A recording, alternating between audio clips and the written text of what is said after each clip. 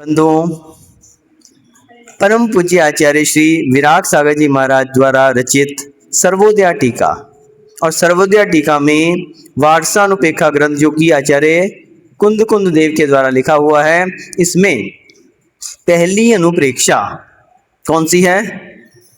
पहली अनुप्रेक्षा कौन सी है? अनित्यानुपेक्षा, अध्रुवानुपेक्षा, अध्रुवानुप्रेक्षा, इसके विषय में हमारा पूरा वर्णन हो चुका है, जिसमें परम पूज्य आचार्य कुंद कुंद देव ने बताया कि संसार में जितनी भी वस्तुएं हैं, चाहे जमीन है, जायदाद है, मकान है, धन है, पैसा है, और जितनी भी भौतिक चीजें हैं, वाहन है, शयन है, आसन है, जितने भी भौतिक साधन ये कैसे हैं? अनित्य हैं, कोई भी हमारे साथ जाने वाला नहीं है। दूसरी बात आचार्य बतलाते हैं कि हमारे जितने भी संबंधी जन हैं, जितने भी संबंधी जन हैं, माता का संबंध, पिता का संबंध, पुत्र का संबंध, पुत्री का संबंध, भाई बहन, चाचा ताऊ, मौसा मौसी, ये सब क्या हैं? अनित्य हैं। अनेकों बार ऐसे संबंध हमारे बने और अनेकों बार समाप्त हो गए। तीसरी चीज आचार्य श्री तीसरी गाथा के माध्यम से बता रहे हैं कि हमारे शरीर से जुड़ी हुई वस्तुएं, इस शरीर का यौवन, इस शरीर की सुंदरता, इस शरीर की शक्ति, इस शरीर की ये 5 इंद्रियां, ये सब क्या हैं? अनित्य हैं, समाप्त होने वाली। यहां तक कि आचार्य श्री उदाहरण देकर बता रहे हैं कि अहमिंद्र और चक्रवर्ती जैसे लोग भी आज तक स्थायी नहीं रह पाए, तो हम और आपकी तो बात ही क्या है? यह शरीर ही अपने आप में अनित्य है, एकमात्र हमारी आत्मा ही क्या है? वो नित्य है, वही हमारे साथ रहने वाली है। इस प्रकार आचार्य श्री गाथा नंबर 3 से लेकर 7 तक इसका वर्णन करने के बाद अभी दूसरा अशरणानुपेक्षा का वर्णन कर रहे हैं। अभी कौन सी चल रही है? अशरणानुपेक्षा, यानी हम जिन चीजों की बात कर रहे हैं कि ये हमें शरण दे सकती हैं, वास्तविकता में कोई भी शरण देने में भी समर्थ नहीं है, जिस विषय में आचार्य श्री ने गाथा नंबर 8 के माध्यम से बताया था कि मणि, मंत्र, औषधि, रक्षा के उपकरण, हाथी, घोड़े, सभी विद्याएं ये क्या है? अशरण हैं, कोई भी शरण देने में समर्थ नहीं है। वैद्य आदि युग हैं, जितने भी डॉक्टर हैं, हकीम हैं, वैद्य हैं, ये कब तक आपके लिए शरण हैं? कब तक आपके लिए फायदा कर सकते हैं? जब तक आपका आयु क्रम शेष है। आयु क्रम शेष समाप्त होने के बाद ना तो कोई डॉक्टर आपको बचा सकता है, ना ही वैद्य, ना कोई हकीम, ना ही कोई दवाइयां आपको बचा सकती हैं, ना ही कोई मणि के माध्यम से आपकी रक्षा हो सकती है, ना ही कोई मंत्रवादी।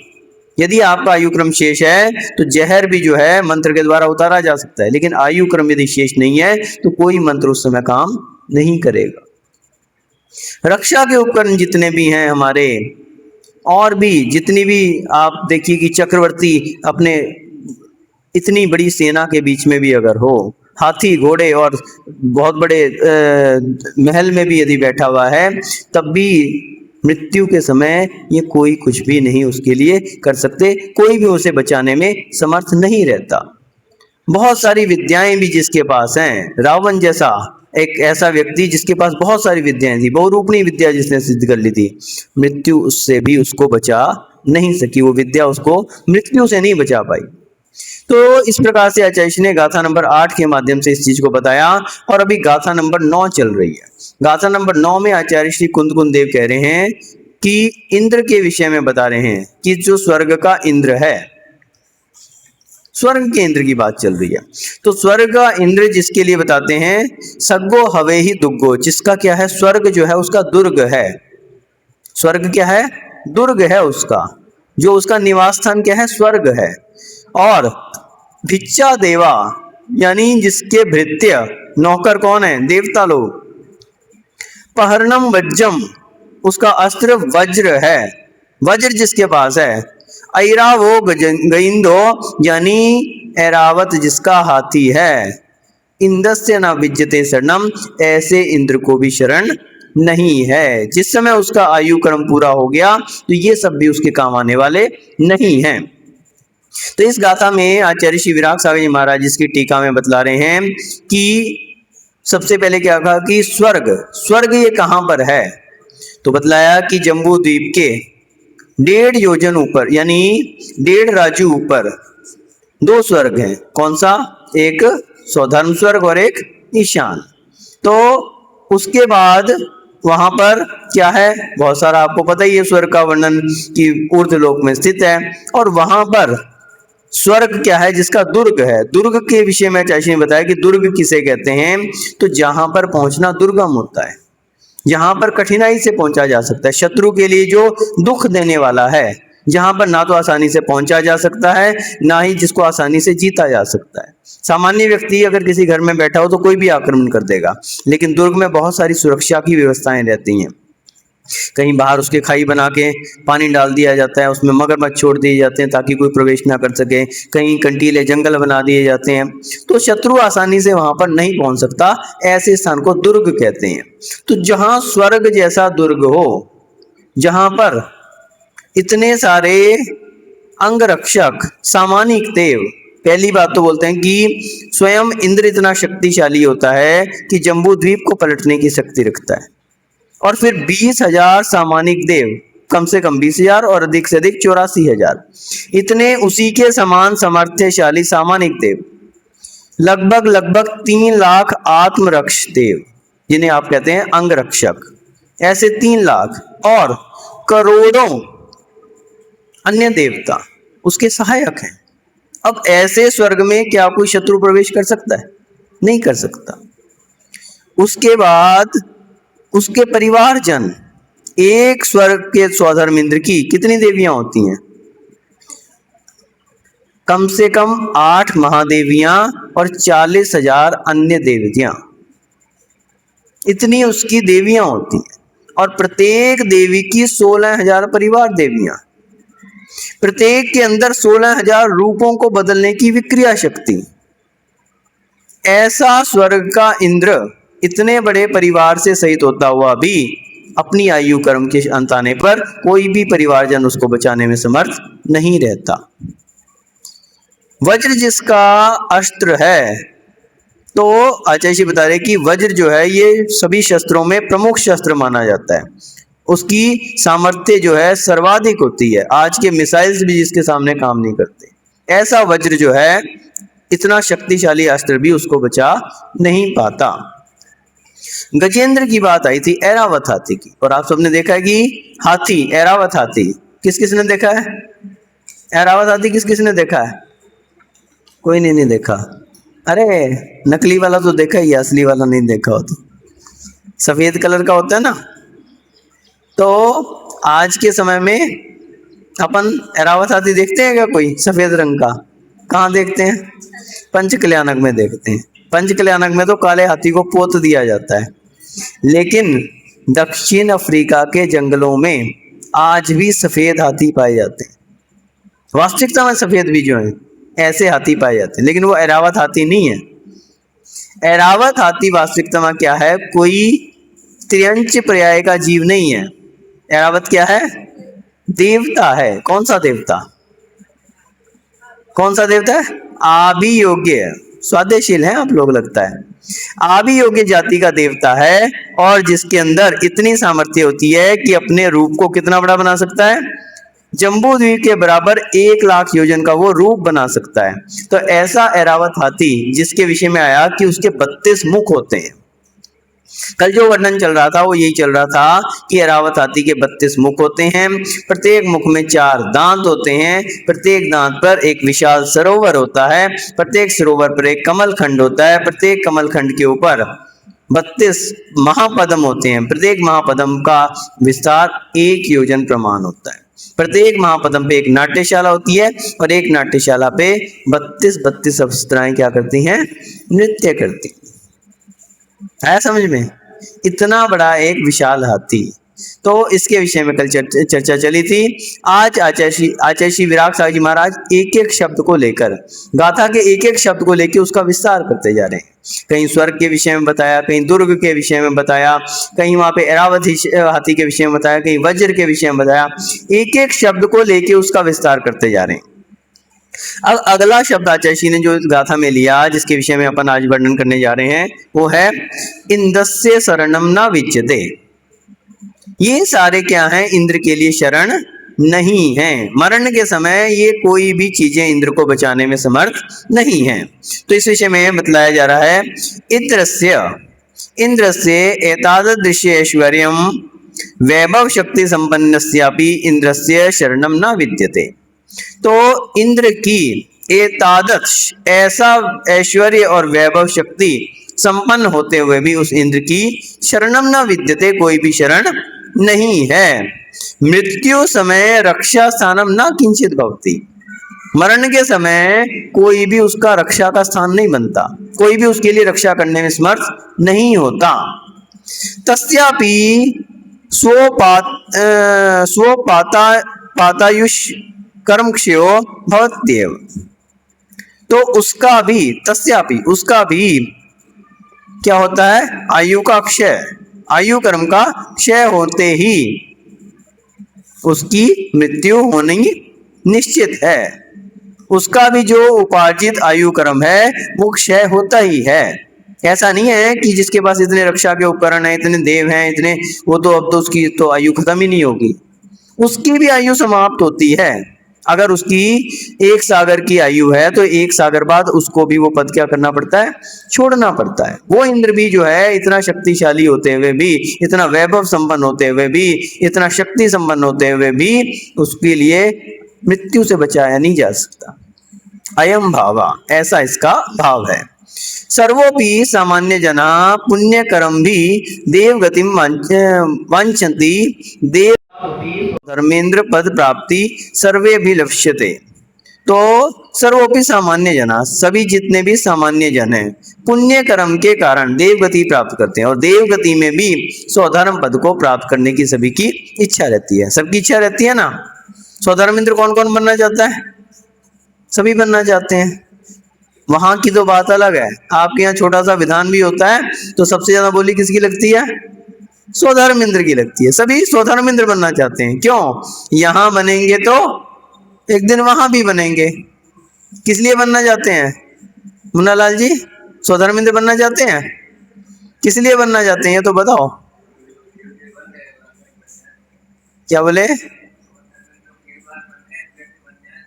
हाँ, तो बनना क्यों चाहते हो ये तो बताओ।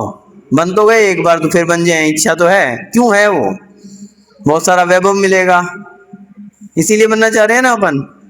बहुत सारी देवियां मिलेंगी, भोगो भोग की बहुत सारी सामग्री मिलेगी, इतना ऐश्वर्य मिलेगा, इतनी शक्ति मिलेगी, सागर पर्यंत की आयु मिलेगी। किस लिए बनना चाह रहे हो? एक ही तो स्वर्ग का जो स्वधर्म इंद्र है वो बनना चाहते हो। आप क्यों बनना चाहते हो ये तो बताओ। इसलिए नहीं बनना चाहते कि उसका बहुत सारा वैभव है, उसकी बहुत सारी शक्ति है, वो बहुत सारे देवों का अधिपति है, बल्कि इसलिए बनना चाहते हैं कि स्वधर्म इंद्र क्या होता है? एक भवावतारी होता है। किस लिए बनना चाहते हैं? एक भवावतारी होता है, नियम से मनुष्य भाव को प्राप्त करके क्या करता है? मोक्ष को प्राप्त करता है। तो ये स्वधर्म इंद्र बनने की इच्छा नहीं होती अपनी। वास्तविकता में इच्छा क्या है कि हम कब मोक्ष सुख को प्राप्त करें। अब मोक्ष सुख को क्योंकि डायरेक्ट प्राप्त नहीं किया जा सकता, उसके लिए क्या करना पड़ता है? देवता बनना आवश्यक है। इसलिए हमें वहां पे जाना पड़ रहा है। क्यों? क्योंकि हमारी इच्छा मोक्ष सुख को प्राप्त करने की। पंचम काल में मोक्ष होता नहीं है। और अगर आप कहें, कुछ लोग क्या कहते हैं कि अपन तो सीधे विदेश क्षेत्र में जन्म ले लें, क्या करना स्वर्ग जाके, इतनी वहां पे ध्यान रखना। आपकी इच्छा होती है शॉर्ट रास्ता अपना लो, विदेश क्षेत्र जाके जन्म लो और सीधे वहां से मोक्ष चले जाओ। कौन सा रास्ता बढ़िया है? ये वाला ज्यादा बढ़िया है ना। इसमें कम टाइम लगेगा मोक्ष जाने में। मुन्ना लाल जी सही है ना? अशोक भैया बजाय इसके कि हम सागरों पर्यंत मोक्ष वहां पे स्वर्ग में जाएं, फिर वहां बैठे रहें, फिर तैयारी करें, फिर मनुष्य भाव लें, इससे अच्छा है सीधी अपनी सीढ़ी जो है विदेश क्षेत्र की लगा लो और विदेश क्षेत्र में जाके अपना आराम से तपस्या करो, मोक्ष प्राप्त कर लो। वो बढ़िया तरीका है ना। हाँ, तो चुप से बैठ के बताओ कौन सा बढ़िया तरीका, स्वधर्मेंद्र बनना बढ़िया है या विदेश क्षेत्र जाके, कौन सा बढ़िया है? वो तो बाद की बात है। अगर आपको ऑप्शन मिल जाए, ऑप्शन मिल जाए, अगर आपको ऑप्शन मिल जाए कि अपन एक तरीका है कि स्वधर्मेंद्र बन के और फिर एक सागर तक वहां पे इंतजारी करो और फिर उसके बाद आके जन्म लो और फिर मोक्ष जाओ, और दूसरी ऑप्शन क्या है, सीधे यहाँ से विदेश क्षेत्र जाओ और वहां पे मनुष्य भाव प्राप्त करके मोक्ष चले जाओ, कौन सा बढ़िया है? विदेश क्षेत्र वाला बढ़िया है, सही है ना। विदेश क्षेत्र वाला बढ़िया है ना, उसमें इतनी इंतजारी नहीं करनी पड़ती। क्यों बढ़िया है ना ऑप्शन। अब ध्यान रख लेना, विदेश क्षेत्र अगर जाना है तो मिथ्यात्व के साथ जाना पड़ेगा, सम्यक दर्शन को छोड़ना पड़ेगा। ये चीज भी अपन को ध्यान रखनी पड़ेगी कि विदेश क्षेत्र कैसे जा सकते हैं, सम्यक्त्व के साथ नहीं जा सकते। यदि सम्यक दर्शन हम कोई ऐसी चीज नहीं है कि जिसे अपन कभी भी छूट गया तो दोबारा मिल जाएगा। विदेश क्षेत्र तो चले जाओगे लेकिन मिथ्यात्व के साथ जाना पड़ेगा, फिर कोई भरोसा नहीं है कि वो सम्यक दर्शन मिले ना मिले। इसलिए अपन को सबसे पहले अपने सम्यक दर्शन को मजबूत रखना पड़ेगा। सम्यक दर्शन यदि हमारा मजबूत है तो निश्चित रूप से आज नहीं तो कल मोक्ष भी हमें प्राप्त होगा, और जब तक हम संसार में हैं तब तक सुख से रहें।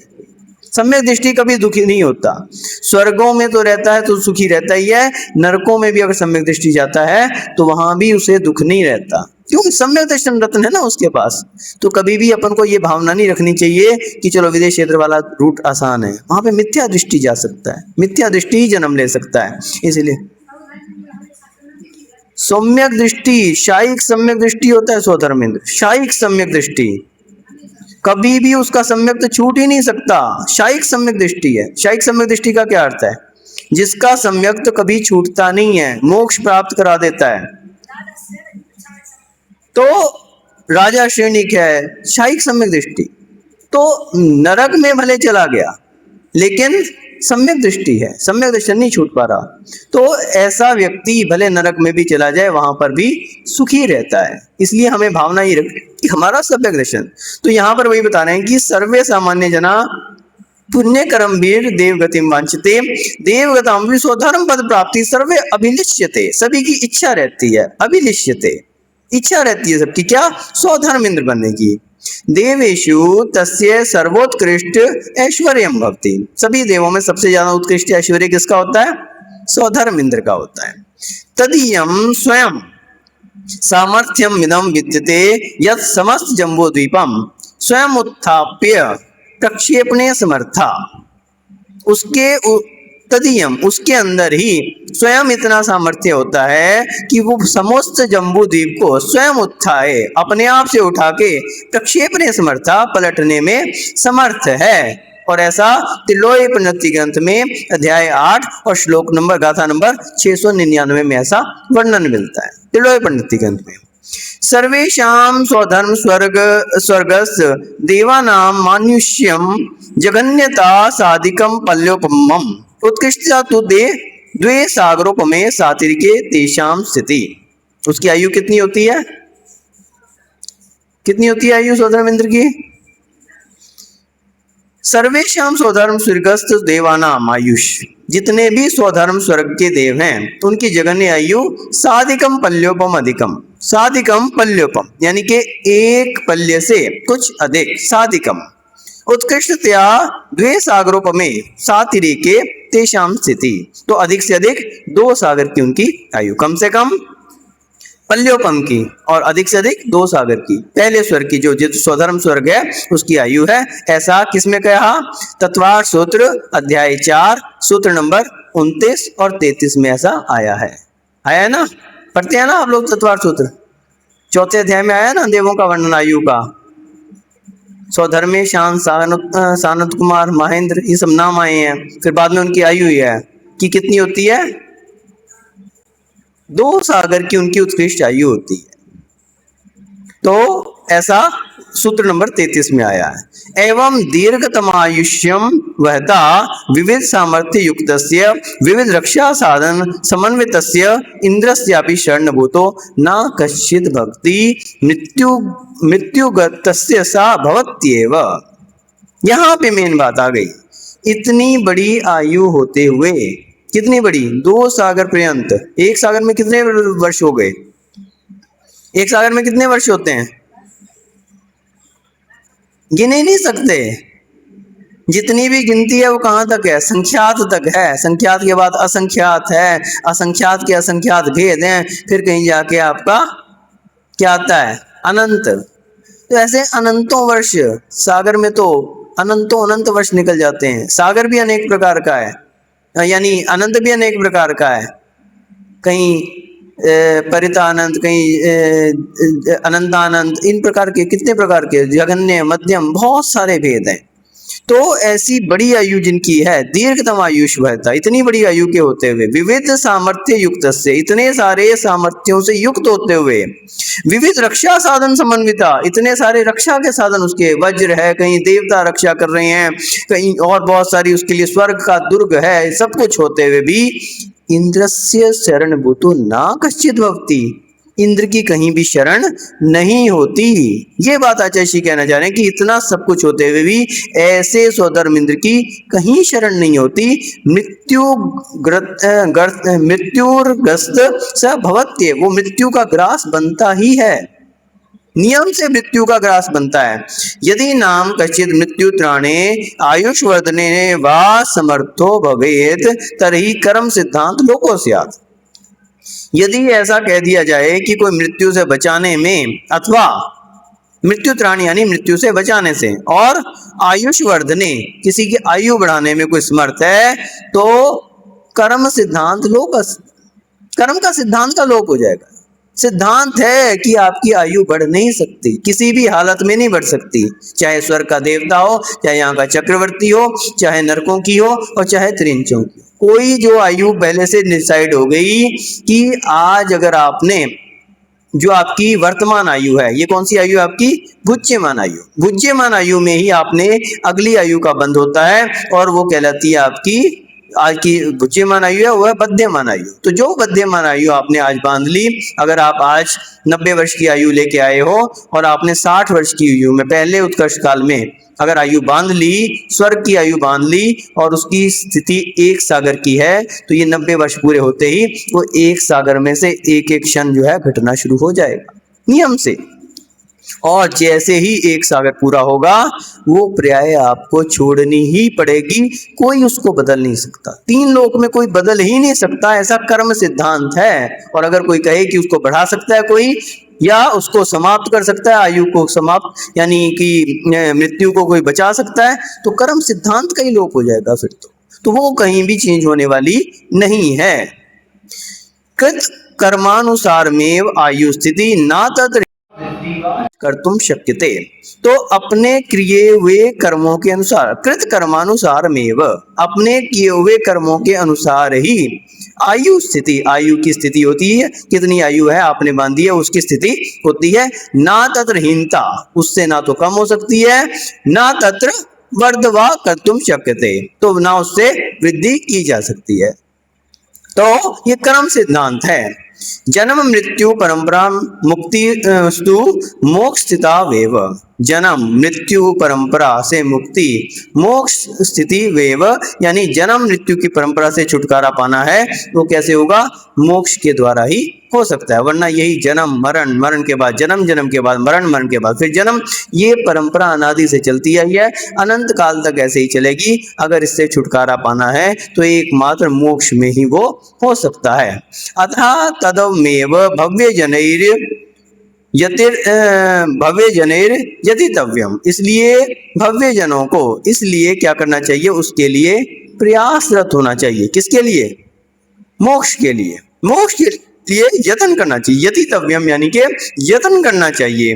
मुक्ते पूर्वम संसार पदार्थ चेतना चेतना ना शरण्या भवन्ति केवलम व्यवहार तो मोक्ष मार्गदर्शने उपयोगिना पंच परमेष्टि शरण भूता गेयाः। तो मुक्ति से पहले जब तक हम मुक्ति को प्राप्त नहीं कर पाए तब तक क्या करें? पंचम काल में मोक्ष होता नहीं, क्या करें? तो बोले उससे पहले संसारिक पदार्था चेतना चेतना ना शरण्या, जब तक वो मुक्ति प्राप्त नहीं हो रही ये जितने भी चेतन अचेतन पदार्थ मिले हैं, चाहे चेतन पदार्थ हो, आपके माता हो पिता हो, ये सब क्या है? चेतन है ना। जितने भी संबंधी जन हैं, परिवार जन हैं और जितने भी समाज के लोग हैं, ये सब क्या है? चेतन हैं। और अचेतन पदार्थ धन है, संपत्ति है, आपका मकान है, बिल्डिंग है, ये जो कुछ क्या है? अचेतन पदार्थ। ना शरण्या भवन्ति, ये कोई भी आपकी शरण नहीं है। केवलम व्यवहार तो मोक्ष मार्गदर्शन उपयोगिना पंच परमेष्टि देवा शरण भूता गेया। एकमात्र व्यवहार से ये कहते हैं कि क्या है? पंच परमेष्टि हमारी शरण है, वो भी व्यवहार से। निश्चय से तो कौन सी शरण है? निज आत्मा ही शरण है। लेकिन जब तक हम आत्मा को आत्मसात नहीं कर पा रहे, हम आत्मा आत्मा की बात करते जा रहे हैं लेकिन उस आत्मा तक नहीं पहुंच पा रहे, तो क्या करें? क्या करें? आत्मानुभूति किसको होती है? आत्मानुभूति किसको होती है? अशोक जी, आपको होती है क्या आत्मानुभूति? कहीं आपको आत्मानुभूति हुई है आज तक? कहीं आपके लिए निश्चय आत्मानुभूति हुई है क्या? नहीं हुई। निश्चय चारित्र कभी प्राप्त किया है? रत्नत्रय, निश्चय रत्नत्रय को प्राप्त किया है? नहीं प्राप्त किया। किसको हो सकता है? किसको हो सकता है आत्मानुभूति? स्वानुभव किसे हो सकता है? किसको हो सकता है? एकमात्र दिगंबर मुनिराज को। और वो भी कौन से? सप्तम गुण स्थानवर्ती। सप्तम गुण स्थान, छठे गुण स्थान में नहीं हो सकता। जिस समय मुनिराज सप्तम गुण स्थान में स्थित होते हैं उस समय उनके लिए वो आनंद प्राप्त होता है जिसके लिए कहा कि जो देवों को, स्वर्ग के स्वधर्म इंद्र को और अहमिंद्र को भी नहीं होता। ऐसी अनुभूति उनको होती है। वो कहती है शुद्धात्मा अनुभूति, या जिस कहते हैं हम, जिसके लिए अपन कहते हैं कि निश्चय रत्नत्रय, वो जो है एकमात्र मुनियों को होती है। अब आप लोग क्या करोगे? क्या करोगे? उस आत्मा की शरण तो ले ही नहीं पा रहे, आत्मानुभूति हो नहीं पा रही, गृहस्थों को हो नहीं पा रही, स्त्रियों को तो मतलब ही नहीं है, आरिका दीक्षा भी लेंगे तो भी नहीं हो पाएगी, क्या करेंगे? तो इसलिए कहा जब तक वो नहीं हो पा रही तो व्यवहार तो मोक्ष मार्गदर्शने उपयोगी ना, मोक्ष मार्ग के दिखाने में जो उपयोगी है वो क्या है? पंच परमेष्टि हैं। कौन है? पंच परमेष्टि हैं। पांच परमेष्टि की हमें शरण लेनी चाहिए, ऐसा मोक्ष प्रावृत्त में गाथा नंबर 104 में कहा गया है कि ये पंच परमेष्टि ही क्या है? हमारी शरण है। और जब हम दर्शन प्रतिमा की बात करते हैं, पहली प्रतिमा कौन सी है? दर्शन प्रतिमा। उसका क्या स्वरूप कहा दर्शन प्रतिमा का? दर्शन पर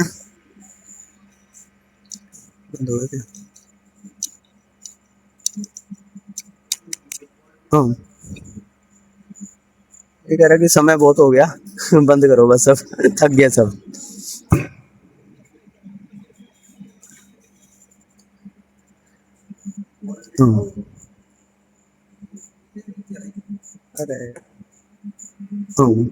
तो दर्शन प्रतिमा में भी आचार्य श्री रतनगण शावकाचार्य में संबंधबद्ध महाराज दर्शन प्रतिमा का क्या कह रहे हैं? पंच गुरु चरण शरणों। पंच, वहां पर भी यही बात कही। दर्शन प्रतिमा के विषय में कहा कि सम्यक दर्शन शुद्धा संसार शरीर भोग निर्विन्ना पंच गुरु चरण शरणो दार्शनिक तत्व ग्रह्य। तो जो सम्यक दर्शन से शुद्ध है और संसार से, शरीर से और भोगों से क्या है? निर्विन्न है, इनसे उसकी आसक्ति नहीं है इसमें। और पंच महागुरु शरण, जिसको पांच गुरुओं की अहिंस सिद्धाचार्य उपाध्याय और साधु की जिसने शरण ली है वो ही दार्शनिक श्रावक है। इसलिए हमारा कर्तव्य है कि हम क्या करें? एक तो संसार शरीर और भोगों से निर्विन्न रहें। ये संसार जो है कैसा है? असार है। अब क्योंकि समय आपका काफी हो रहा है तो इसमें फिर कभी डिटेल में बताएंगे आपको कि संसार से विरक्ति, शरीर से विरक्ति, कैसे होती है हम बतलाएंगे आपको, बहुत अच्छे से डिटेल में बता सकते हैं। संसार से विरक्ति कैसे हो सकती है, शरीर से विरक्ति, और ये सब वही चल रही है वास्तविकता में। वार्षानुपेक्षा, 12 अनुपेक्षाओं का अर्थ क्या है, यही अर्थ है इसमें, यही आनंद है इसका कि संसार से विरक्ति, शरीर से विरक्ति, भोगों से विरक्ति, सब कुछ भोगते हुए भी उससे विरक्त हैं। आप भी भोजन कर रहे हो और महाराज भी वही आहार कर रहे हैं, आप भी रसगुल्ला खा रहे हो, महाराज भी खाना है, लेकिन विरक्ति भाव से ले। तो ये विरक्ति, और दूसरी क्या कही, पंच गुरु शरण, अरिहंतों की शरण, सिद्ध की शरण, साधु की शरण। आज के समय में अरिहंत सिद्ध तो नहीं है, एकमात्र साधु हैं, आचार्य परमेष्ठी हैं, उपाध्याय परमेष्ठी, साधु परमेष्ठी, इसलिए हमको उनकी शरण लेनी चाहिए। ये दार्शनिक प्रतिमा, और यहाँ पर भी यही बताया कि क्योंकि हम आत्मा की तो शरण नहीं ले पा रहे, तो कम से कम अपने को पंच गुरु शरण की लेनी चाहिए। अरिहंत सिद्ध की आजकल मिल नहीं सकती, तो साधु की शरण में जाना चाहिए। इसलिए जब कभी भी अपनों को अवसर मिल जाए, जब कभी भी हमारे लिए जिनवानी का सुनने का अवसर मिल जाए, देव शास्त्र गुरु का सानिध्य मिल जाए, शरण लेनी चाहिए। वही हमारे लिए मुक्ति का उपाय बता सकते हैं, वही हमारे लिए वैराग्य को उत्पन्न कर सकते हैं, और वही हमारे को इस संसार सागर से पार उड़ाने में माध्यम बन सकते हैं। आप लोग भी पंच महागुरु की शरण लें और अपने वैराग्य को बढ़ाते हुए, और एक दिन मुक्ति मार्ग पे अग्रसर करते हुए मुनि आर्य का दीक्षा लेके, और फिर समाधि मरण को प्राप्त हो, और एक दिन मोक्ष को भी प्राप्त कर सके। इस भावना से जय बोली परम पूज्य गणाचार्य श्री 108 विराट सागर जी महामुनि राज की